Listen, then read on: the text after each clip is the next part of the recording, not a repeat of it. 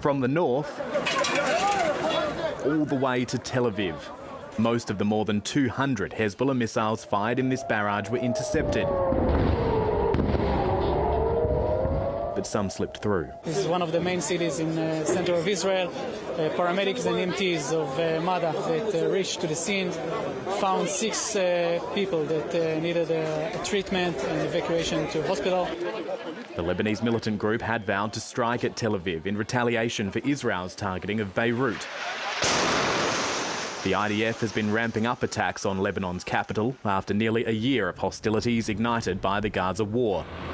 The military claims Hezbollah command centres are deliberately embedded in civilian areas. The death toll from this strike in central Beirut on the weekend has now risen to 29. My son is in the hospital, my husband is dead, and my mother-in-law. God be with them. Reports from the United States suggest again that a ceasefire deal may be imminent. A special envoy from Washington visited the region last week to negotiate the US-drafted proposal. Today, on a tour of Beirut, the European Union's top diplomat was sceptical and scathing. I don't see Israel government interested clearly on reaching an agreement for a ceasefire. We are hearing that a ceasefire is imminent. And as I said, I've heard it many times.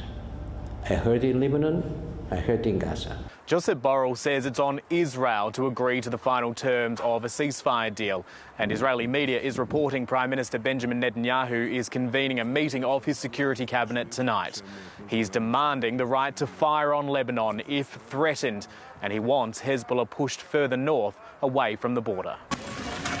And on Israel's other front in Gaza, a new dire threat emerges. Heavy rain and a fast-approaching winter. Most of Gaza's 2.3 million population have been displaced, many living in flimsy tents. We have nowhere to go.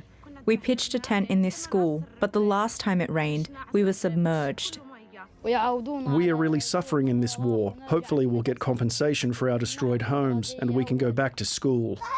Holding on to hope for an elusive breakthrough. Matthew Doran, ABC News, Jerusalem.